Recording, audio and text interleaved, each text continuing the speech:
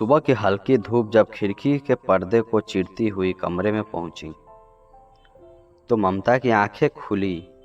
उसने अपने दोनों तरफ देखा। राहुल और विकास दोनों थके हुए लेकिन बेहद सुकून से उसकी बाहों में सहराए सोए हुए थे। ममता के चेहरे पर एक अजीब सी लज्जा और संतुष्टि का भाव था। बरसों से जो सूनापन उसके दिल में घर कर गया था वह इन दोनों जवानों ने रातों रात मिटा दिया था। ममता ने धीरे से खुद को उसके चंगुल से छुड़ाया और चादर लपेटकर चुपचाप रसोई की तरफ बढ़ गई। उसका बदन अभी भी हल्का हल्का सिहर रहा था और कल रात की एक एक बात उसके जेहन में किसी फिल्म की तरह घूम रही थी। उसने सोचा भी नहीं था कि उसकी ज़िंदगी में कभी ऐसा भूचाल आएगा और वह अपने ही सगे भतीजों के करीब आ जाएगी।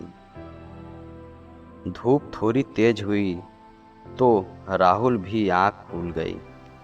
उसने अपने बगल में बिस्तर खाली पाया तो हड़बड़ा कर उठा, लेकिन जब उसे रसोई में चाय की खुशबू और छमछम करती चूड़ियों की आवाज़ सुनाई दी तो उसके चेहरे पर एक नौटी सी मुस्कान तैर गई।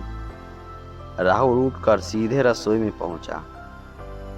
ममता पीठ करके चाय बना रही थी। उसने ढीली सी साड़ी पहन रखी थी जिसका पल्ला एक कंधे से सरक रहा था।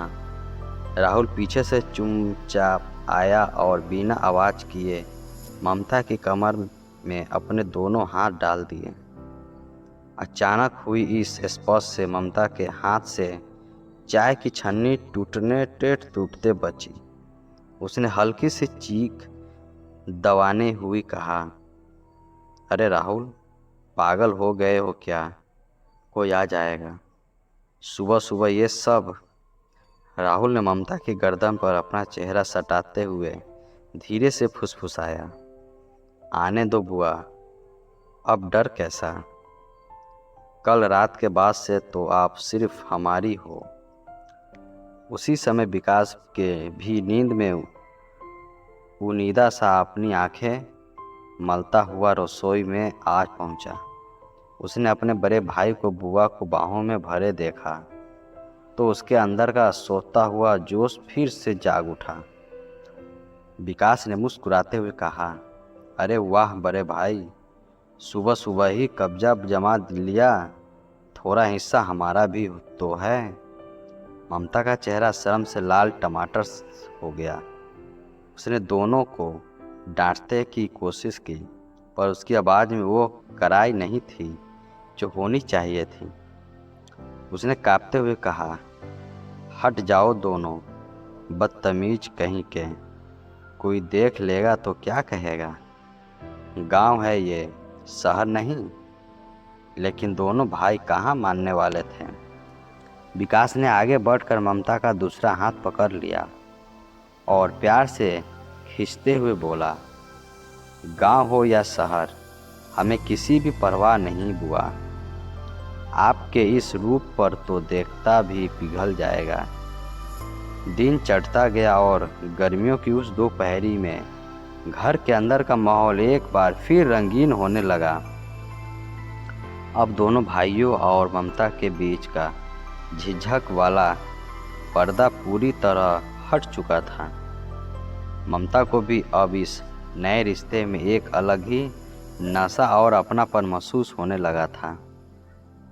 उसे लगने लगा था कि उसकी जवानी जो किसी वीरान रेगिस्तान की तरह सूखी पड़ी थी, इन दोनों की वजह से फिर से हरी भरी हो गई है।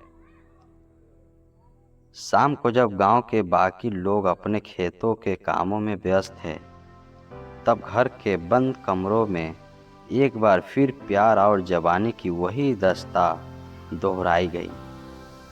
ममता ने इस बार खुद पहल की और दोनों भाइयों को अपनी बाहों में बींच लिया।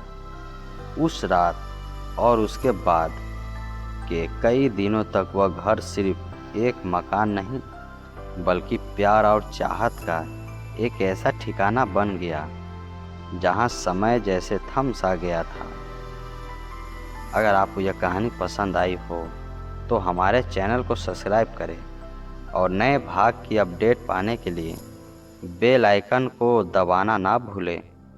नीचे कमेंट करके ज़रूर बताएं कि आपको यह कहानी कैसी लगी और आप इसका अगला भाग पार्ट 3 देखना चाहते हैं या नहीं।